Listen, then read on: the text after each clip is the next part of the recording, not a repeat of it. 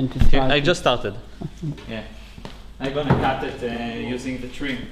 Because I have a professional YouTube account, so I can edit everything there. Everybody is here, we can start? Yalla.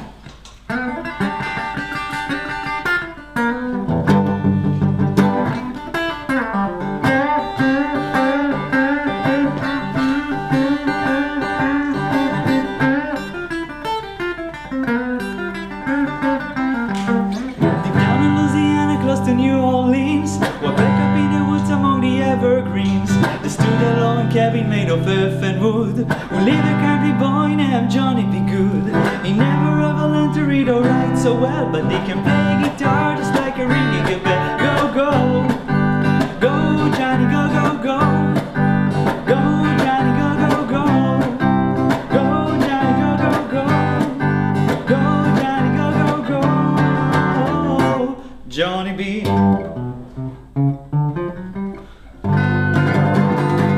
So hello everybody, thank you very much.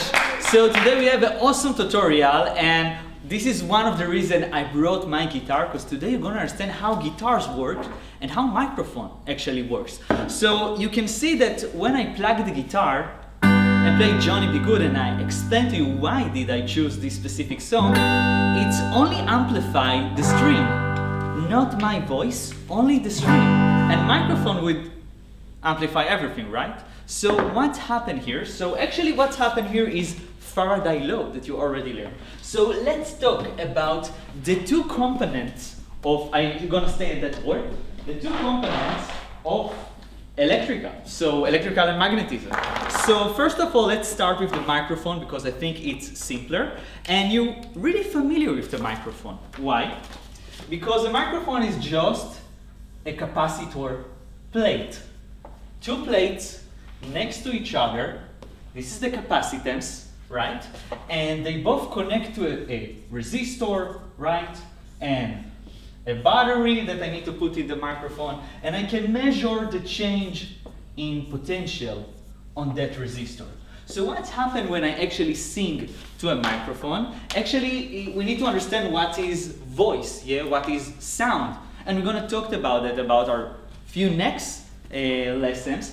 But sound is actually some disturbance in the pressure of air. When I do that, it's like coming to a pool of water and do that splash. What I did to the air molecule, I just smash them and make some disturbance that move in time. So this disturbance have some frequency. And the capacitor plate, distance between them, D, is really sensitive. If I'm gonna do just on the microphone, it's gonna feel this vibration. So this is a function, the distance between them is a function of the frequency that actually I applied. And C, we know it hardly depends on the distance, right? It depends on the material inside the capacitor. It depends on the area of the capacitor, right? And it's also care about the distance, right? So that's how I actually amplify sound. And remember why we need this formula, capacitance? Capacitance was actually a short getaway, right? We were care about the charge that we accumulate by putting some voltage, right? We just want to jump from charge to voltage. And the way to do it was usually Gauss, right? Gauss's law. But then we say, dude, stop calculate Gauss. We have the capacitance. Tell me the geometry, tell me the materials, and that's it. You can jump from that to that. So that was a constant, which was really about geometry and material properties. And you're already familiar with that concept. If I talk about the Fermat's equation, MA, it's the same concept. It's something in between that care about the geometry and the material properties. It's a big one, it's a heavy one, it's steel, it's air. What is it in the middle, right? So this gives you the connection between these two physical properties. Also, I don't know, this one, voltage equal, let's write it differently, Ri. This is physical property, physical huge property, and what is R? R is actually care about what is the material And what is the geometry of this material? Remember? Rho L divided by A. Remember? So we're going to do the same concept we did in this class regards magnetics. So what happened in magnetics? So what I did, actually, this was the string of the guitar. You see the string of the guitar? And I pluck the guitar. Camera see me? Yeah, so this is the string of the guitar. And when I pluck the guitar, I actually make it vibrate in some frequency. Here, there was a magnet. So this is actually a pickup. Pickup is the device inside the guitar, this one here. This is the guitar microphone, right? This one is actually a magnet. A huge magnet. Actually it's 1, 2, 3, 4, 5, 6. 6 magnets to each string. That's the idea. And when I plug the string, and it's next to a magnet, this thing actually behaves a little bit like a magnet, right? And this magnet is moving in time. So this thing have a flux, changing flux, magnetic flux, okay? And we also have here some coil to actually sense this magnetic field. This is the coil here. And what we actually gonna have, according to Faraday law, between these two lines, we're gonna have what? Voltage. EMF, electromotive force. So this is the concept of guitar. And the reason I play Johnny B. Good is because Johnny B. Good been written at this time. And at this time, the idea of pickup was just invented. Okay? One So, question. what? Well, the magnets are close to each other. The magnet actually close to the string. Okay? But if one string moves, the magnet on the other side, doesn't it feel it a little bit? No, it's actually a completely right distance. Okay, they've been calculated. Okay, but you know, maybe it is. Okay, and this is relevant to the sound and the efficiency and how expensive is the pickup. Maybe. Okay, so this thing that we have here is actually called the inductor. And like we have the capacitance, so today I want to talk to you about a new formula which is gonna be like those we have here, which is gonna be phi, the magnetic field, equal to what? I like to think about it as Israel, IL. Okay, phi from France, love Israel, IL, but just to have the same orientation here, I want you to meet our new guy, which is the inductance. And I want you to understand that this is the parallel idea to capacitance. Okay? The same concept. Good? Perfect. So let's start our journey. And before we're going to do a really hard rock and roll question, I want to do more a simplified question. So today we're going to also talk about circuits. So you're going to have this circuit. I'm going to draw it. This simple circuit, which is called RL circuit. Why does it called RL circuit? Because it consists resistor and also inductor, which is L. Okay, so this is our circuit. Perfect. And now I want to ask you the first question, which is gonna be A. It's gonna be why the inductor makes the circuit sensitive to magnetic flux. Because when we deal with circuits, we were not really care about the fluxes, the magnetic flux at all. Remember, we didn't talk about it. But when you put an inductor in circuit, that's not going to be the way anymore. What is actually phi? Remember, what is equal to? It's the flux of the magnetic field, which is an integral on area, right? B dA, right? So what's happened when I put here an inductor? First of all, imagine the circuit without an inductor, okay? This is the area of the circuit. If I can increase the area of the circuit, it's going to be more sensitive to the flux. Agree? Look what I did here. I add this thing, okay? I really exaggerated it, okay? So this was the area before, but right now I have also these loops. So the area actually increases. Do you agree? And way to think about it that I can put a circuit and put it in a water with soap and get it out and see a bubble. The bubble here would be bigger because the bubble gonna enter to these loops. And usually when we talk about inductor, we're not talking about 3 loops. The pickup have 5,000 loops. A lot of coils, a lot of loops. So this increased significantly the amount of the area. Okay, this is the first reason. The second reason is actually that. What is actually the magnetic field that penetrates this area? It's this, right? Right-hand rule. I do a current, and I see, oh, yes, I poke here, and I poke there, right? So this is the magnetic field. But what's happening here? If I take the right-hand rule and put it in this orientation, so the current going in this direction, right? So I actually gonna have some magnetic fields that going in this direction. And they are really close to the loops. Okay, they're really close to each other. And they really make each other strong. Okay, so this is the second reason.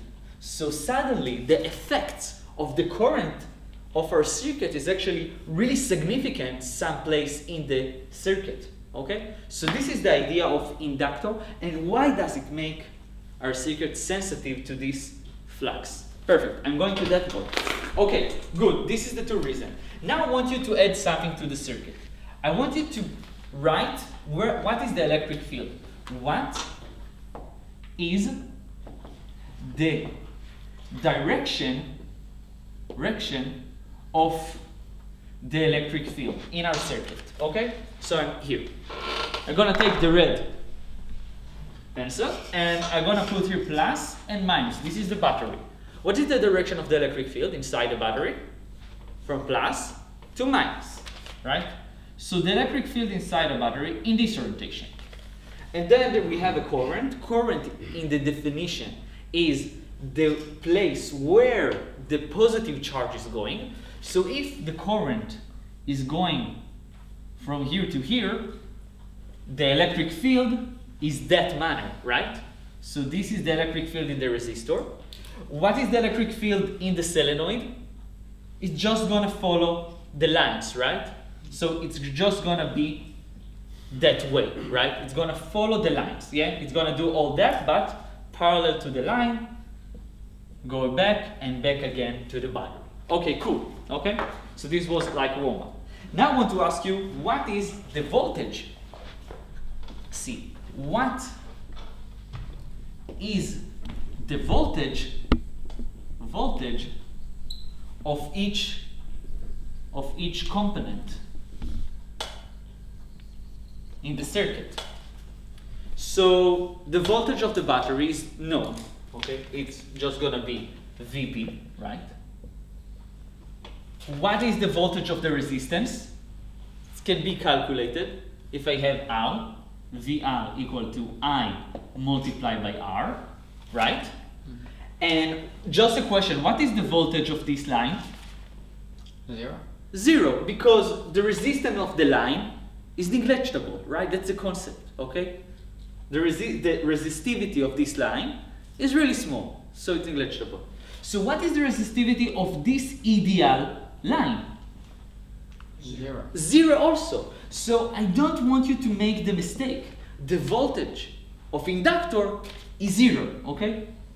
There's another thing that's gonna come here, but it's not gonna be the voltage of the inductor, okay? Just heads up, okay? This is an ideal circuit, okay? This is the line of the circuit, okay? It just has some cool geometry which make it a solenoid, okay? But this is voltage 0. Okay, good. Okay, great. And if we had some capacitor, right? So the voltage of the capacitor was QC, right? Q divided by C, just if we want to have a full picture of everything. Okay, so now let's write Faraday law, okay? I'm gonna go to that one, okay? So, what does Faraday law say? Remember Faraday law? What was Faraday law? It was that the EMF, right, was equal to the change in the magnetic flux in time, but don't forget what Lenz said, against the change, right? Always against. Perfect. And if we want to write this in a more mature way, we can do that. Electric field, voltage is actually the loop integral on the electric field, right? This is more mature way to write it. And right now we learn this formula, right? Like we had this formula, we have this. And by the way, here, remember that we had many things to calculate in order to find the connection. This was usually Gauss's law. Here, usually when you want to find the inductance, you're going to use Ampere law, okay? The equivalent, or Biot-Savart, you know, if your life is fucked. Yeah, but it's okay. So here we have minus dt multiplied by IL. Got it? Cool. Okay. And let's say, and in most cases, okay, in most cases when you deal with circuits, just for safety, that's it. Okay. So in most cases when we deal with circuits, the inductance is gonna be constant. It will not change. Nobody gonna come to our solenoid and crush it, okay, and then change the geometry. And nobody gonna push something inside or take something from the material that we have inside. So usually this one can go outside of the integral, and you're gonna get this formula, which is gonna be really in use soon. So this is minus, L is outside, and the derivative is only on the current, okay? So this is kind of updated version for Faraday law, okay? For circuits. If you deal with the circuit, with the current and inductor, use that formula, okay? Updated version, dated version for Faraday. Cool? Great. Okay. Okay, let's find the current in this circuit, okay? You have a lot of things here. Let's clean that, okay? So let's find what is the current in our circuit. What is, we are right now at D.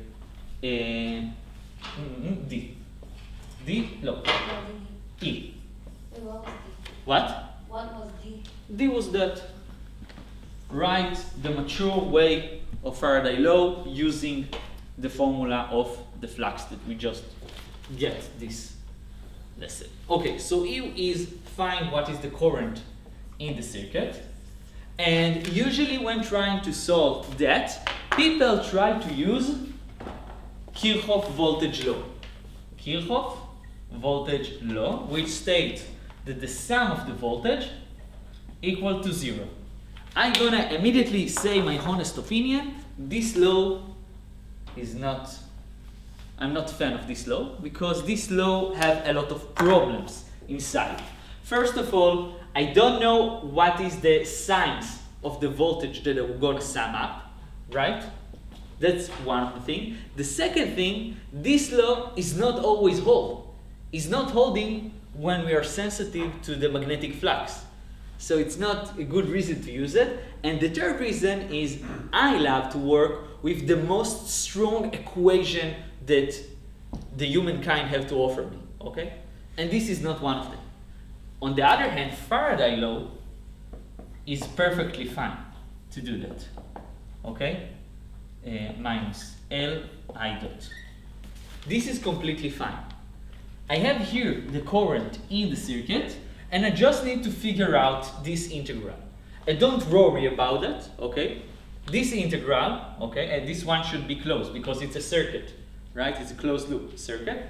I'm gonna fix it here also, okay? Just because to hold for Faraday law, okay? I can open this integral, right, to many components. First of all, I can put this in the zone of the battery, right, battery. I can also do that for here, but I know that the voltage here is 0. Remember that voltage is electric field multiplied by unit of length, right? This is voltage. So here it's 0, right? The electric field is actually 0, right? So the resistors, right, DL, and also the inductor, right, EL, DL, and this is going to be equal to minus Li dot, right? So what is the voltage of the battery? If I need to choose, note that I need to choose direction, okay? I always going to choose the direction with the current, always, okay? Please follow that. If you're not going to follow the direction of the current, this minus sign would not hold, okay? Good. So what is the voltage of the battery? What is the sign of the voltage of the battery? It's actually going to be minus my DL. You see it? It's minus my electric field against my DL. So this actually equal to minus VB, right? Then I got to the resistor. And what I got here, the voltage of the resistor is actually positive, right? Because I'm going with the direction. I go to the inductance. Inductance doesn't have any voltage at all, okay? It's just DL, follow this line, right? So it's 0. And last but not least, we have L I dot. Some people take this thing, put it in this side, and say this is the voltage of the inductor. No, it's not. This is Faraday's law, okay? So don't confuse. Good? Okay. So I move here. So we have an equation that can tell us what is the current inside our loop, right? We know VB is given. VR, we know it's IR. Again, we have I. And we just need to organize it, and we're going to have that I dot plus R over L multiplied by I equal to V0 divided by L. So this is the equation, and what this kind of equation is, it's a ODE, classic ODE, right? And I want you to notice something. What is the unit of I? It's current, right? It's charge, Coulomb per time, right? What is the unit of the derivative of time of the current? Coulomb per time squared. Exactly. It's Coulomb per time squared. So this thing have unit of what?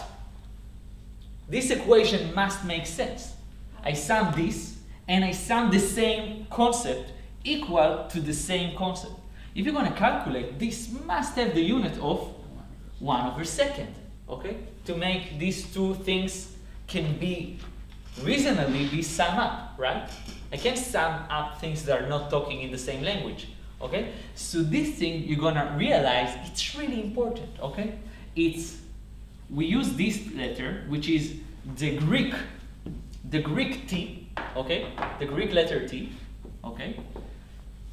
To emphasize this. This has the unit of time, and this called the characteristic time, okay? We're gonna explain why you should have some characteristic time, but this time tell you the story of the circuit. Really important, okay? This time I'm gonna tell you what is long time, what is short time, what is forever, okay?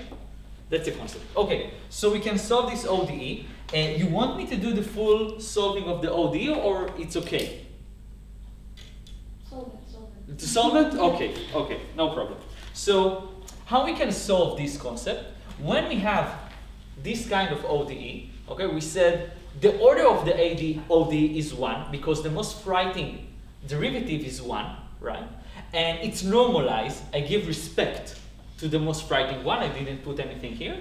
And it's not homogeneous. Homogeneous means that everybody is actually talking with the current and its derivative. But then we got this creature which said, I don't care about the current, I'm gonna be just here. So this is non-homogeneous, not a unified equation. So the way to solve it is to say that the solution, the real one, is actually the sum of a private solution plus the homogeneous solution, okay? So this is a really easy to solve. This one is really easy to guess, and we're gonna sum them up in superposition. We say, aha, this is the real solution to the equation, okay? So let's do it here. So what is the homogeneous solution? I dot plus R over L multiplied by I equal to 0, okay? So the solution for that is using the private polynomial, which is to say that the solution for that is kind of, let's order it this way, minus R over L. Who is the only creature in nature that if you're gonna derivative it, you're gonna get the same thing multiplied by a constant.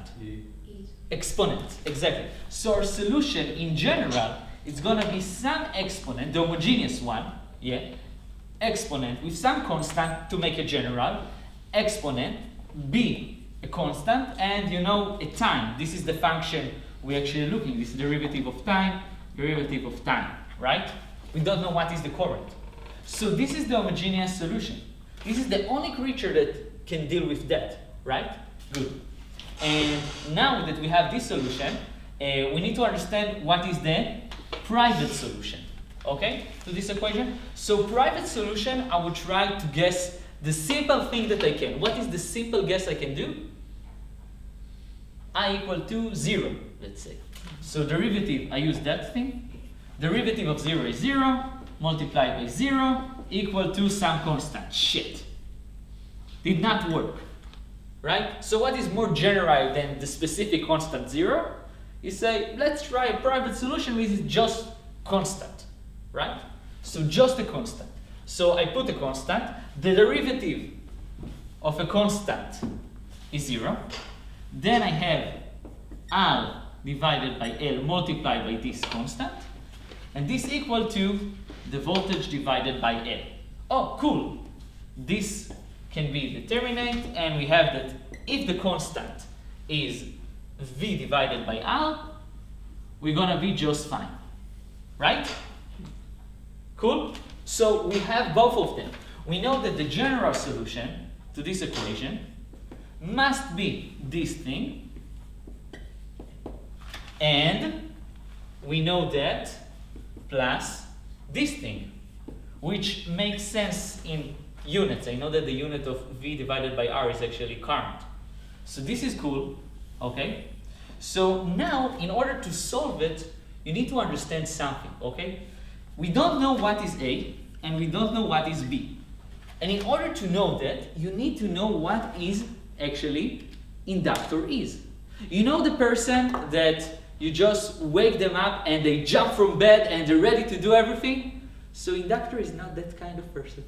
Inductor needs its time, okay? Needs its time. Inductor actually taking stuff really, really slowly, okay? Every time, remember that you had this weird feeling that you watch TV or something, and then you plug it outside of the electricity, and the TV was still on? What the fuck? You have not electricity, how it can be? Inductance, okay? This is the concept of inductor. It said, I don't care that you change something, I need my time, and then I'm gonna do it, okay? So this is the concept of inductor. Knowing that, okay, we know that if we just, going into that side, if we just turn on the circuit, which means we just plug the battery in, we know that at the first second that we did that, right, the current was equal to 0, okay? So if we're gonna plug that in the equation, we're gonna find constant. And the second thing that we know, so let's you know what, let's draw it. So the current in the circuit wants to be V over R, okay? It wants to be this value, okay? But because of the inductor, okay, you're gonna have this phenomena. You see it? Okay? It's gonna rise up to this direction, and in what time it's gonna take to do it? This is exactly what I'm going to talk about. Okay, so IT actually gonna be V over R 1 minus E minus T over tau. Okay? We don't have time to do everything, sorry for that, but we need to do the pace really fast, okay, to finish everything. So this is the equation of the formula, this is the solution, and this is actually the characteristic time. It's going to tell me how much fast this exponent actually disappears from the equation. This is the idea of this tau, okay? And tau can be calculated, it's a constant. It's just L divided by R. If you have a really strong inductor, whoa dude, it's going to take a lot of time to the circuit to wake up, okay? Here, when it's almost 1% of the final value, it's multiplication of tau, it's 5 tau usually. Not usually, it's 5 tau, okay? So this actually tells you how far are you from that point when you can say, almost got to the last value, okay? So this is the idea of tau, okay? And tau actually telling you that you succeed to do 63% of the final value. That's the idea, that's the definition of tau, okay? Okay, good. So I really want to go into our real question, which is going to be a more complicated RL, so don't worry about that. We're going to solve this equation more formally, okay? So the question that I have for you is, we have a stage, and on the stage we have a lamp, and we want to turn the lamp on, okay, and then have the light, but we don't want it to happen immediately, right? We want to be gradually. So what we can put inside? Somebody that loves to take the time, inductors, okay? So our circuit is going to be a little bit more complicated. It's going to be that.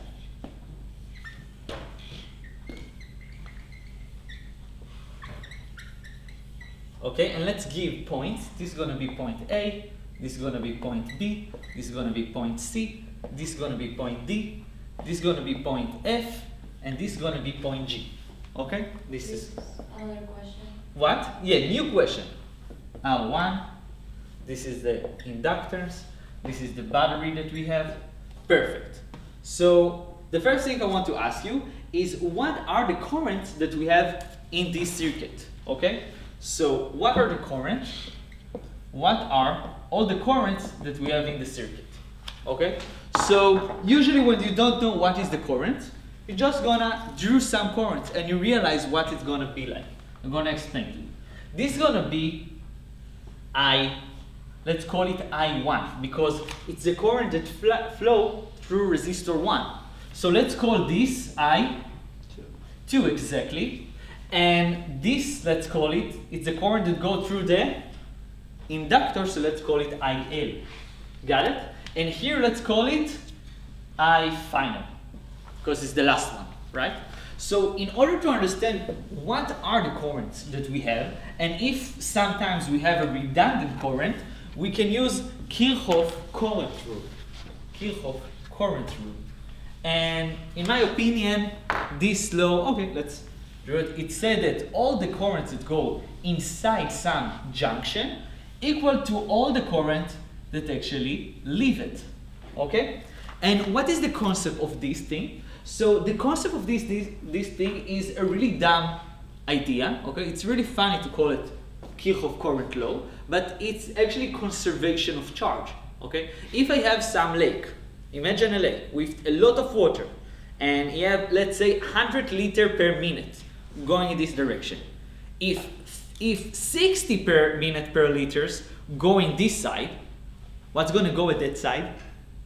40 liters? 40. If this is 100, this is 60, we'll have 40. So this is exactly what this law said. It said if a current go in some junction, okay, for example, junction B, so I1 must be equal to I2 plus IL. Okay? No charge is disappear or get rid or get born, right? And what's happening in F? We're gonna get that I final is equal to I2 plus IL. I2 plus IL. Right? And immediately I see that I final was actually redundant, because it's actually I1. So I final, sorry, but you actually was all the time I1. Okay? Good. So we have this equation. We have the equation I1 equal to I2 plus IL. Good, okay? So now I want us to find what is IL, what is the current in our inductor. So what equation do we have?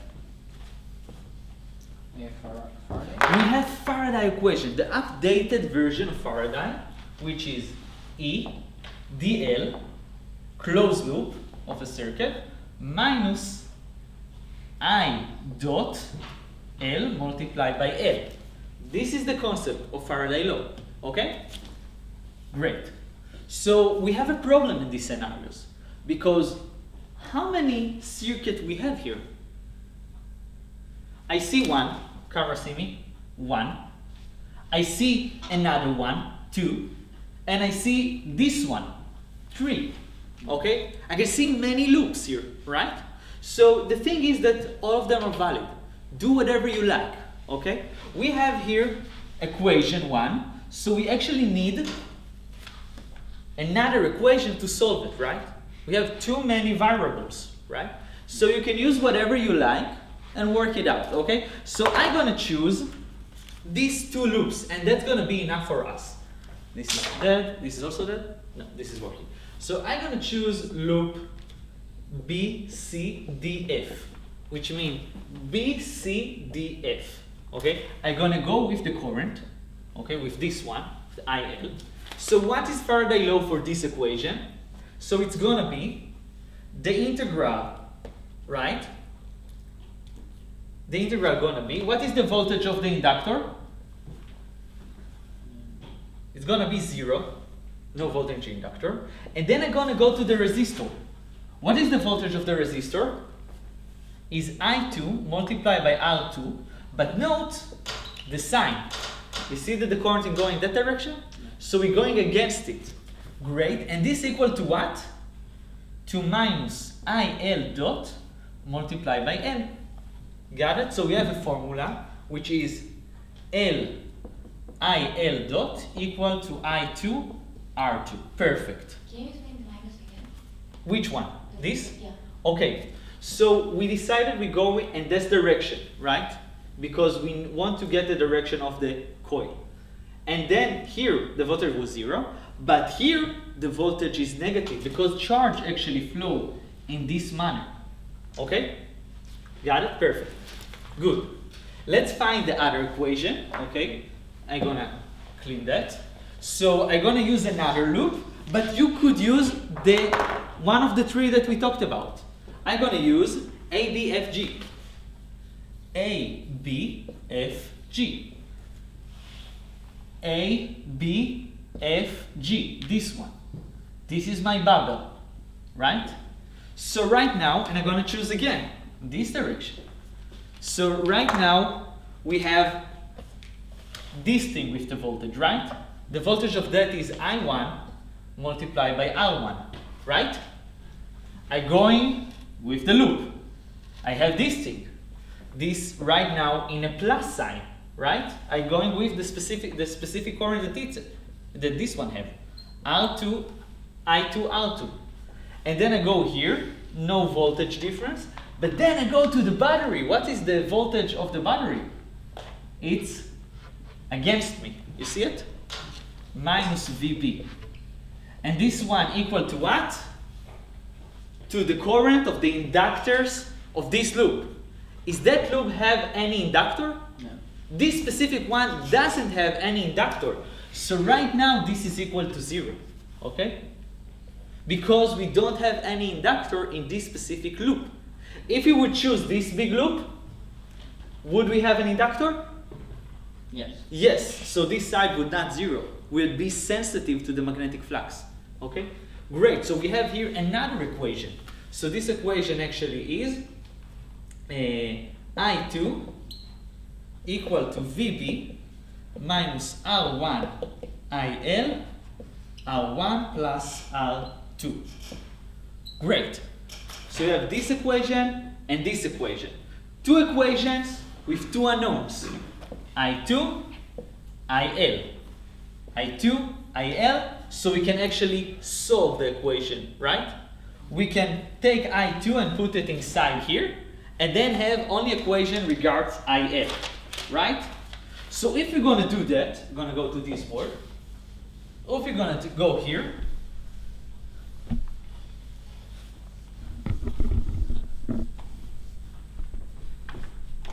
we're going to have this equation. IL dot plus IL multiplied by L. Here they're going to be a mess. Going to be L1 multiplied by L2 divided by L1 plus L2. Okay, these have units of omega, of resistance, equal to 1 over L, this thing, L2, L1 plus L2, multiplied by the voltage of the battery, right? That's what we have. And note that I can actually simplify this equation. I can say that this thing is my new tau. My new tau, just to write less and understand more, this thing, L divided by this small star, is actually my new characteristic time. And then I can write it more simplified and less scary.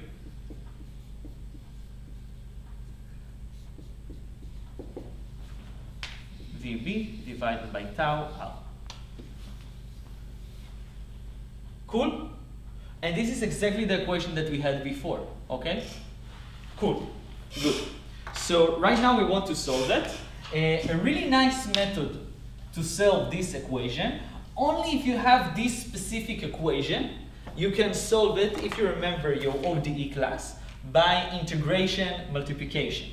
What does it mean? It means that I can multiply this by specific term, only if I have this form of equation, and the solution would be obvious.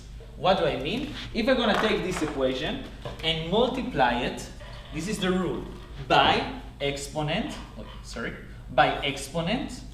which have in the power the integral of